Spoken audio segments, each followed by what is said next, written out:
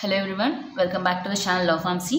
So, ఈ వీడియోలో topic వచ్చేసి ఫార్మకాలజీ 3లో సెమిస్టర్ 6లో what are the drugs which are used for the treatment of ulcers, okay, which are nothing but the anti-ulcers.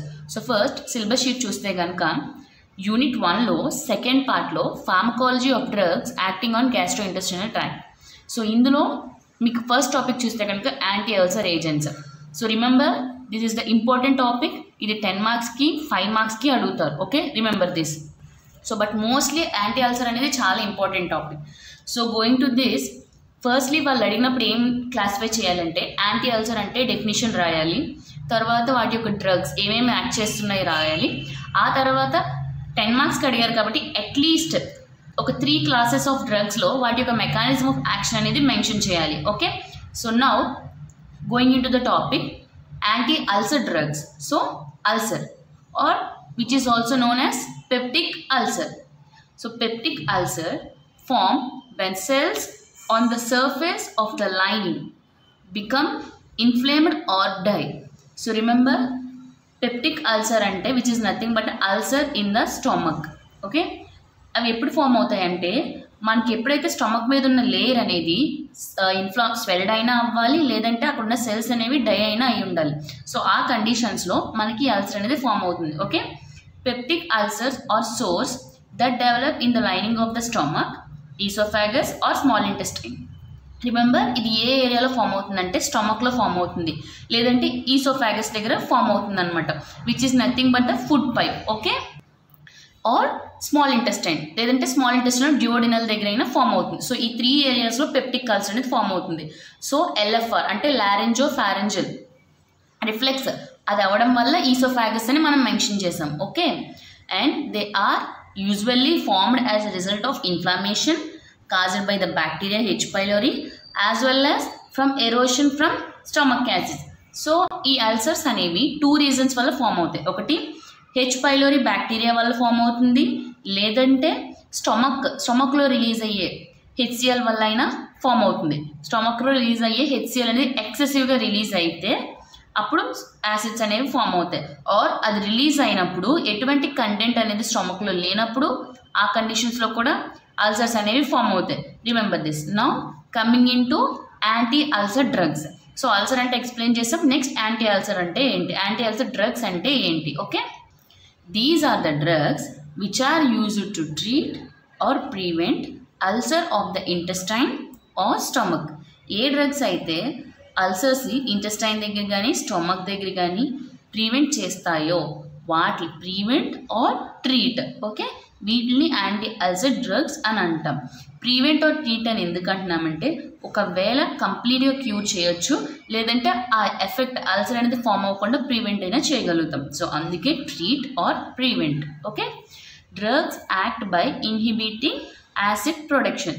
So ఇందులో 4 categories of డ్రగ్స్లో ఒకటి గుర్తుపెట్టుకోండి, 2 conditions. ఒకటి హెచ్ పైలోరీ హెలికోపైలోరీ బ్యాక్టీరియా వల్లైనా మనకి అల్సర్ రావచ్చు, ఎందుకంటే హెచ్ పైలోరీ అనే బ్యాక్టీరియా ఇన్ఫెక్షన్ని క్రియేట్ చేయడం వల్ల, okay, by damaging the stomach layer అనమాట.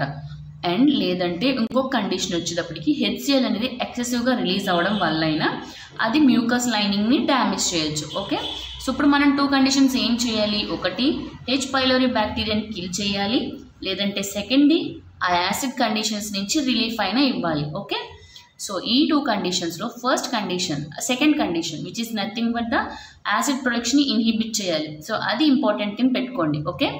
Killing micro organism responsible for ulcer formation 2 అని చెప్పాను కదా. సో ఇందులో aetiology. So what are the factors for ulcer? ఒకటి H pylori or drugs such as NSAIDs. So ఈ NSAIDs వల్ల కూడా మనకి ఈ యొక్క పెప్టిక్ అల్సర్స్ అనేవి ఫామ్ అవ్వచ్చు. బికాస్ ఈ ఎనసైడ్స్ ఎలా అల్సర్స్ని ఫామ్ చేస్తాయి అంటే, so some of the examples like aspirin, ibuprofen, and ఇవి హెచ్సిఎల్ని ఎలా ఇంక్రీజ్ చేస్తాయి. సో ఇవి హెచ్సిఎల్ని ఇంక్రీజ్ చేస్తాయి, ఓకే. రిమెంబర్ ఇవి హెచ్సిఎల్ని ఇంక్రీజ్ చేస్తాయి. ఎలా ఇంక్రీజ్ చేస్తాయి? సైక్లోఆక్సిజనేస్ అనే ఎంజైమ్ని తగ్గించడం వల్ల ప్రోస్టాగ్లాండిన్స్ లెవెల్స్ ఏమైపోతాయి అంటే డిక్రీజ్ అయిపోతాయి. సో ఇవి డిక్రీజ్ అవ్వడం వల్ల మ్యూకస్, సో ప్రోస్టాగ్లాండిన్ యాక్టివిటీ ఏంటి, మ్యూకస్ లేయర్ని ఆర్ మ్యూకస్ లైనింగ్ని ఎన్హాన్స్ చేయడం, అంటే మ్యూకస్ని ప్రొడ్యూస్ చేయడం వల్ల స్టమక్ చుట్టూ ఉన్న లేయర్ అనేది హెల్దీగా ఉంటుంది. ఓకే, సో ఎప్పుడైతే ఎన్ఎస్ఐడ్స్ అనేవి హెచ్సిఎల్ని ఇంక్రీజ్ చేస్తాయి, ఎలాగా by decreasing the cyclooxygenase enzyme. So thereby cyclooxygenase లేకపోతే ప్రోస్టాగ్లాండిన్స్ అనేది తక్కువైపోతుంది.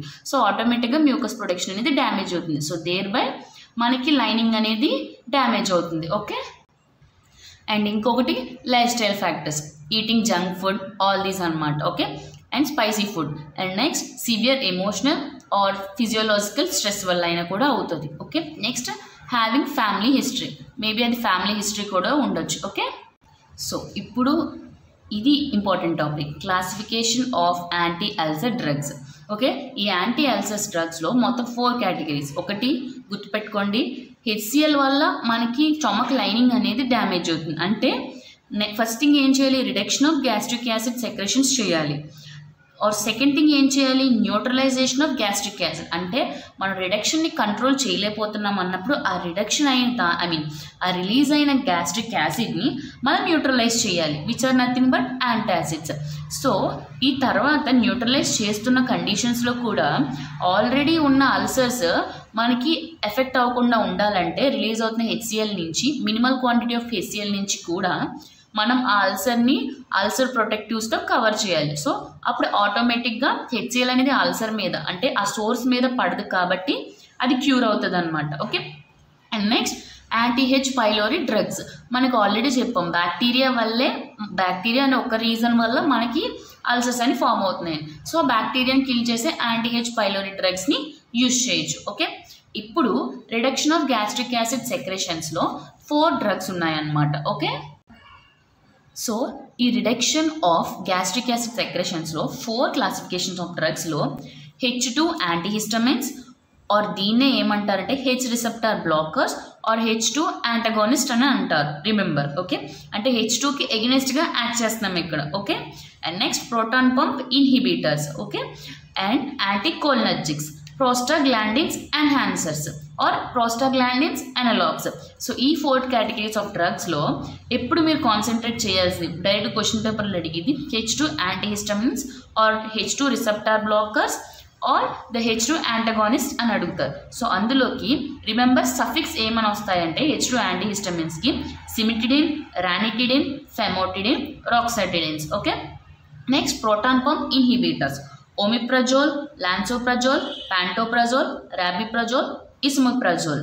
ఓకే, అండ్ నెక్స్ట్ యాంటీకోలినర్జిక్స్లోకి pirenzepine, propantheline, oxyphenonium, prostaglandin analogues, misoprostol. Okay, and remember H2 ఈ నెక్స్ట్ క్లాసిఫికేషన్ ఆఫ్ డ్రగ్స్లో అండ్ ఇండివిజువల్గా మెకానిజం ఆఫ్ యాక్షన్ అనేది చూద్దాం. ఓకేనా, next neutralising of gastric acid secretions. So ఈ కేటగిరీ ఆఫ్ డ్రగ్స్కి వచ్చేటప్పటికి 2 ఉంటాయి, ఒకటి సిస్టమిక్స్ అండ్ ఇంకొకటి non systemics. Systemics are nothing but ఇవేంటంటే కంప్లీట్ బ్లడ్ స్ట్రీమ్స్లో ఇన్వాల్వ్ అవుతుంది అనమాట. అంటే ఒక పర్టికులర్ ఏరియాలో కాకుండా అల్సర్ అనేది కంప్లీట్ స్టమక్, ఈసోఫాగస్ అండ్ ఇంటెస్టైన్లో యాక్షన్ అని చూపిస్తుంది. అండ్ దీనివల్ల సైడ్ ఎఫెక్ట్స్ అనేవి చాలా ఎక్కువ ఉంటాయి, రిమెంబర్. అండ్ నెక్స్ట్ నాన్ సిస్టమిక్స్, అంటే ఇది లోకల్గా మాత్రమే, అంటే ఒక పర్టికులర్ అల్సర్ దగ్గర మాత్రమే ఎఫెక్ట్ చూపించాలి అన్నప్పుడు నాన్ సిస్టమిక్స్ అల్సర్ ఓకే అనేవి వాడతాం. సిస్టమిక్ అంటే మట్టికి కంప్లీట్గా అన్ని ఏరియాస్లో, నాట్ ఆఫ్ లోకల్ టార్గెట్ కాదు, కంప్లీట్గా అల్సర్ని టార్గెట్ చేస్తాం, అన్ని అల్సర్స్ని. నాన్ సిస్టమిక్ అంటే ఒక పర్టికులర్ అల్సర్ని మాత్రమే, ఒక పర్టికులర్ ఏరియాలో ఉన్న అల్సర్స్ మాత్రమే టార్గెట్ చేస్తాం. అండ్ ఆ అల్సర్స్ ఓన్లీ పర్టికులర్ ఏరియాలో మాత్రమే ఉన్నాయి. Okay, and next ulcer protectives ఒక లేయర్ లాగా యాక్ట్ చేస్తాయి. Sucralfate and CBS, colloidal, bismuth, subcitrate. Anti H pylori amoxicillin, clarithromycin, metronidazole, tinidazole and tetracycline. Remember మెట్రోనిడజోల్కి అనేది రెసిస్టెన్స్ అనేది డెవలప్ అయింది. ఓకే, ఈ పిక్టోరియల్ రిప్రజెంటేషన్స్ ఒకసారి చూడండి. సో ఏ డ్రగ్స్ ఎలా యాక్ట్ చేస్తున్నాయని పిక్టోరియల్ రిప్రజెంటేషన్ వల్ల ఈజీగా అర్థమవుతుంది. రిడక్షన్ ఆఫ్ హెచ్సిఎల్ అన్నాం, PPI, H2 blockers, prostaglandins. And ఇవేం చేస్తాయంటే ఏవైతే యాసిడ్స్ అనేవి అంటే which is nothing but the HCl అనేది పెరైటల్ సెల్స్ నుంచి రిలీజ్ అయ్యాయో వాటి యొక్క సెక్రెషన్స్ని తగ్గించేవి ఈ డ్రగ్స్ అన్నమాట. అండ్ నెక్స్ట్ డ్రగ్ ఇంకొకటి ఏమని డిస్కస్ చేసుకున్నాము, neutralisation of acids which are nothing but the antacids. So ఏదైతే యాసిడ్ రిలీజ్ అయిందో వాటిని న్యూట్రలైజ్ చేస్తాం అనమాట. రిలీజ్ అవ్వచ్చు బట్ వాటిని మనం సాల్ట్ అండ్ వాటర్ కింద న్యూట్రలైజ్ చేస్తాం because acid plus weak base gives rise to the salt plus water. Okay, this is the neutralisation. And next ulcer protectives అన్నాం. ఇక్కడ అల్సర్స్ ఉంటే కనుక వీటి మీద ఒక లేయర్ కింద యాడ్ చేసి వాటిని రిలీజ్ అయ్యే హెచ్సిఎల్ దగ్గర నుంచి వీటి మీద కాంటాక్ట్ అవ్వకుండా ప్రొటెక్టెంట్స్ని వాడతాం. So those are nothing but the sucralfate and CBS. Okay, and next now coming into the mechanism of action. H2 receptor blocker అన్న same thing, H2 antagonist or H2 antihistamines అన్న ఒకటే. So అసలు generally మనకి HCl ఎక్కడి నుంచి release అవుతుంది? So stomach lining మీద ఉన్న ఒక పెరైటల్ సెల్స్ నుంచి మనకి హెచ్సిఎల్ సెక్రెషన్స్ అనేవి ఎక్సెసివ్గా రిలీజ్ అవుతాయి. I mean minimal or based upon your condition అది ఎక్సెసివ్గా రిలీజ్ అవుతుంది. సో ఇప్పుడు మనం ఏం చేస్తున్నాము, వాటిని రిడక్ట్ చేయాలి అంటే తగ్గించాలి. సో ఆర్ ఇన్హిబిట్ చేయాలి. So inhibit acid secretion by blocking the H2 receptor on the parietal cell. Okay, ఇప్పుడు చూద్దాం ఇది ఈ డ్రగ్ అనే కాన్సెప్ట్ని పక్కన పెట్టండి. ఓకే, ఫస్ట్ ఈ యొక్క పెరైటల్ సెల్స్ దగ్గరికి ఎప్పుడైతే హిస్టమిన్స్ అనేవి వచ్చి బైండ్ అవుతాయో, బైండ్ అయినప్పుడు ఆటోమేటిక్గా యాసిడ్ సెక్రెషన్స్ అనేవి ఇంక్రీజ్ అవుతాయి. సో ఆ టైంలో మనం ఏం చేస్తాం, వెన్నెవర్ మనం ఎప్పుడైతే డ్రగ్ తీసుకుంటామో సో ఇక్కడ హెచ్సిఎల్ అనేది ఇంక్రీజ్ అవుతుంది. సో ఇంక్రీజ్ అయినప్పుడు మనకి అల్సర్ వస్తుంది. సో ట్రీట్మెంట్ కండిషన్స్లో ఏమవుతుంది, ఎప్పుడైతే డ్రగ్ ఇస్తామో ఈ హిస్టమైన్ ప్లేస్లోకి ఈ డ్రగ్ వెళ్ళి ఈ రిసెప్టార్ని బ్లాక్ చేసి సో ఆ యాసిడ్ని సెక్రేట్ అవ్వకుండా అల్సర్ని క్యూర్ చేస్తుంది. Okay, this is the mechanism of action అనమాట. దేర్ బై మనకి యాసిడ్ అనేది సెక్రేట్ అవ్వదు.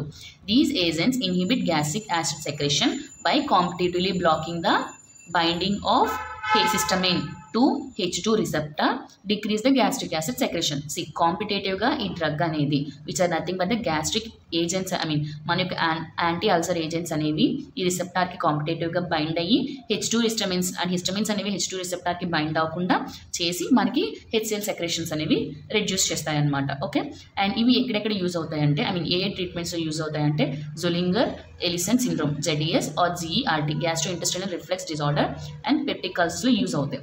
And what are the adverse effects అంటే diarrhoea, dizziness, muscle pain, hypotension and gynaecomastia. So remember gynaecomastia అనేది డెఫినెట్గా మెన్షన్ చేయాలి. And this is the mechanism of action of H2 receptor blockers. గుర్తుపెట్టుకోండి, histamines bind అవడం వల్ల మనకి HCl అనేది release అవుతుంది. సో ఇది వన్ ఆఫ్ ద కాజ్ అనమాట. సో దానికి మనం ఈ యొక్క drugs I mean like cimetidine, ranitidine, famotidine use చేసినప్పుడు ఈ హెచ్సిఎల్ సెక్రేషన్ అనేది డిక్రీజ్ అవుతుంది. Next proton pump inhibitors which are nothing but the omeprazole, rabeprazole, pantoprazole. So వీటి మెకానిజం ఆఫ్ యాక్షన్ ఏంటంటే act by irreversibly blocking the hydrogen H+ or potassium K+ ATPase enzyme system of the gastric parietal cells. Okay, so ఇవేం చేస్తాయంటే ఇర్రివర్సిబుల్లీ once ఇవి bind అయితే ఇంకా అవి మళ్ళీ ఆ ప్లేస్ నుంచి రీబ్యాక్ అవ్వన్నమాట. సో ఇంకొక కంపారిజన్ ఏంటంటే H2 రిసెప్టార్స్ అనేవి రివర్సిబుల్ బైండింగ్, వేరాజ్ ఈ యొక్క PPIs అనేవి ఇర్రివర్సిబుల్ బైండింగ్ అనమాట. ఓకే, సో ఇవి బైండ్ చేస్తాయి. So H+ is nothing but acids అనమాట. రిమెంబర్ H+ ప్రోటాన్స్ అనేవి పంప్ని, proton which is nothing but the acid, అవి ఎప్పుడైతే సెక్రేట్ అవుతాయో హెచ్సిఎల్ అనేది రిలీజ్ అవుతుంది. సో ఈ యొక్క ప్రోటాన్ పంప్ని ఇన్హిబిట్ చేస్తే సో దేర్ బై H+ అనేది రిలీజ్ అవ్వదు. So H+ is nothing but the acid అనేది రిలీజ్ అవ్వదు అండ్ మనకి ఒక స్టమక్ లైనింగ్ అనేది హెచ్సిఎల్ వల్ల డ్యామేజ్ అనేది జరగదన్నమాట. ఇది mechanism of action. Same use ZDS and GERD. Remember H2 receptor PPIs అనేవి the best medications for treating of the ZDS and GERD. And ఈ రెండింటిలో ఏది ఎఫెక్టివ్ అని అడిగితే కనుక ప్రోటాన్ పంప్ ఇన్హిబిటర్స్. బట్ ఈ ప్రోటాన్ పంప్ ఇన్హిబిటర్స్ యొక్క action అనేది 3 days ఉంటుంది, బట్ ఆన్సెట్ ఆఫ్ యాక్షన్ అనేది స్లోగా ఉంటుంది. అదే H2 రిసెప్టార్స్ యొక్క ఆన్సెట్ ఆఫ్ యాక్షన్ అనేది ర్యాపిడ్గా ఉంటుంది, but short term of effect ఉంటుంది. సో ఈ రెండు comparison. Okay, and side effects కూడా PPIకి ఎక్కువ ఉంటాయి అండ్ H2 రిసెప్టార్స్కి తక్కువ ఉంటాయి. Okay, which is nothing but the nausea, abdominal pain and constipation. Target చేయాల్సినవి ఏంటంటే proton pump inhibitors and with that H2 receptor antagonist. And 2 marks వాటిల్లో కనుక what is the action of anticholinergics or anticholinergics ulcer agents in the treatment of ulcers అని అడుగుతారు. So అలాంటప్పుడు 2 మార్క్స్కి include చేయండి. And 10 marks అని అన్నప్పుడు ఖచ్చితంగా అది ఎంత లార్జ్ అయినా సరే ఇవన్నీ మెన్షన్ చేయాలి. Okay, anticholinergics mechanism of action inhibit acetylcholine action on muscarinic receptor, thereby decrease the HCl secretions. Okay, at M3 receptor blockers, as these are M3 receptor blockers. And next prostaglandins analogues. Already చెప్పాను, prostaglandin వల్ల మనకి mucus secretions అనేవి increase అవుతాయి.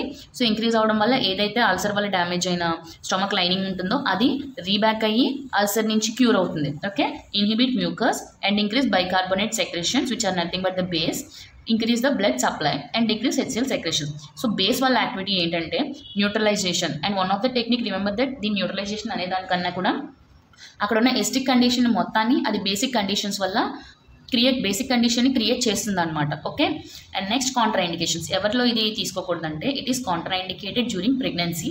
It increases uterine contractility because ఇది uterine contractility అని increase చేయడం వల్ల ఆటోమేటిక్గా లోపల ఉన్న బేబీ అనేది లైక్ రిస్క్ కండిషన్స్లో ఉంటుంది అనమాట. Okay, and what are the adverse effects means diarrhoea and nausea. Next neutralisation of gastric acids. So ఇందులో సిస్టమిక్స్ ఉంటాయి, నాన్ సిస్టమిక్స్ ఉంటాయి. సిస్టమిక్స్ అంటే ఇది లోకల్గానే కాకుండా కంప్లీట్గా అల్సర్ని ట్రీట్ చేస్తుంది. ఫ్రమ్ సిస్టమిక్ లెవెల్లో ఇది బ్లడ్ స్ట్రీమ్ మొత్తంలో ఇది కవర్ చేస్తుంది అనమాట. బట్ వేరేస్ నాన్ సిస్టమిక్ అనుకుంటే కనుక అది ఒక లోకల్గా అంటే పర్టికులర్ అల్సర్ దగ్గర మాత్రమే టార్గెట్ చేస్తుంది. అల్సర్స్ అనేవి ఎక్కువ ఉన్నప్పుడు కంప్లీట్ సిస్టమిక్స్ ఇస్తారు, వేరేస్ ఒక పర్టికులర్ ఏరియాలో మాత్రమే ఉన్నప్పుడు దానికి నాన్ సిస్టమిక్స్ అనేవి సజెస్ట్ చేస్తారు. ఓకే, రిమెంబర్ అడ్వర్స్ ఎఫెక్ట్స్ అనేవి అల్సర్కి సిస్టమిక్స్కి ఎక్కువ ఉంటాయి, వేరేస్ సైడ్ ఎఫెక్ట్స్ అనేవి ఈ యొక్క సిస్టమిక్స్కి చాలా ఎక్కువ ఉంటాయి, వేరేస్ నాన్ సిస్టమిక్స్కి అనేవి సైడ్ ఎఫెక్ట్స్ తక్కువ ఉంటాయి. ఓకే, సో సిస్టమిక్స్కి sodium bicarbonate and sodium citrate. So ఇక్కడ కాన్సెప్ట్ ఏంటంటే ఎప్పుడైతే యాసిడ్ ఆల్రెడీ బాడీ రిలీజ్ చేస్తుంది, స్టమక్ లైనింగ్ నుంచి రిలీజ్ అవుతుంది. ఓకే, రిలీజ్ అయిన తర్వాత మనం ఇప్పుడు ఇచ్చేవేంటి బేస్ ఇస్తున్నాం, వీక్ బేసెస్ ఇస్తున్నాం, సోడియం బైకార్బోనేట్స్ అనేవి. సో ఇచ్చినప్పుడు acid plus weak base gives rise to the salt plus water. So అది అక్కడ ఉన్న ఎన్విరాన్మెంట్ మొత్తాన్ని న్యూట్రలైజ్ చేస్తుంది అనమాట. సో దట్ మనకి స్టమక్ అనేది ఆ యొక్క సెన్సేషన్ లైక్ బర్నింగ్ సెన్సేషన్ నుంచి రిలాక్సేషన్ అనేది ఇస్తుంది. ఓకే, మెకానిజం ఆఫ్ యాక్షన్ చూడండి సేమ్ ఉంటుంది. Antacids are weak bases that react with gastric acid to form water, salt thereby diminishing the gastric acidity condition. 1 single dose of antacid. So ఇది ఎప్పుడు తీసుకుంటారంటే after 1 hour of meal తీసుకుంటే 2 hours relief ఇస్తుంది అనమాట. Okay, so see this is the generally chemical reaction. Sodium bicarbonate plus HCl gives rise to CO2, release of CO2 and sodium chloride. And remember sodium chloride ఇవి అనేవి hyper tension ఉన్న పేషెంట్స్లో తీసుకోకూడదు because వాళ్ళకి already salts అనేవి ఎక్సెసివ్గా ఉన్నాయి. So ఇది hyper tension ఉన్న పేషెంట్స్లో తీసుకోకూడదు ఎందుకంటే సోడియం క్లోరైడ్ ఆల్రెడీ రిలీజ్ అవుతుంది కాబట్టి ఈ రెండు రియాక్ట్ అవ్వడం వల్ల. Effective rapid onset of action but shorter acting. Okay, contraindications, hypertension which should not taken in hypertension patients. Also protectives, these compounds are known as cytoprotectives. Cyto is nothing but the cell protective compounds, have several actions that enhance mucosal protection mechanism. So ఏదైతే mucosal mechanism ఉంటుందో దాన్ని increase చేస్తుంది. So that one only concept మ్యూకస్ని ఎక్సెసివ్గా release చేస్తుంది. So mucus lining అనేది హెల్తీగా ఉంటుంది, thereby preventing injury, reducing inflammation, healing and also existing ulcer ni kuda treat chestundi because these are nothing but the ulcer protectives. Okay, adverse effects వచ్చేటప్పటికి constipation, dryness of mouth, abdominal discomforts, anti-H pylori drugs. So ఇది main important. Antimicrobial agents act on bacterial cell wall synthesis. So ఇప్పుడు వాటి యొక్క bacterial cell wall సింథసిస్ని inhibit చేస్తాయి. Okay, and also bacterial protein సింథసిస్ని కూడా inhibit చేస్తాయి. So there by యాంటీపైలోరీ ఈ పైలోరీ బ్యాక్టీరియా యొక్క గ్రోత్ అనేది ఉండదు అండ్ వీటి యొక్క ఎఫెక్ట్ అనేది కూడా డిక్రీజ్ అయిపోతుంది. Okay, and adverse effect.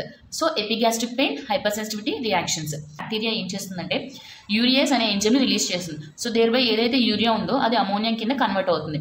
So అది కన్వర్ట్ అయినప్పుడు దాని యొక్క బేసిక్ చుట్టూ ఉన్న ఎసిడిక్ ఎన్విరాన్మెంట్ నుంచి అది ఏదైతే రిలీజ్ చేసుకున్న యూరియాస్ ఎంజైమ్ని యూరియాని అమోనియా కింద కన్వర్ట్ చేసుకుని దాని మీదకి ఎసిడిక్ కండిషన్ రాకుండా అది బేసిక్ కండిషన్లో ఉంటుంది.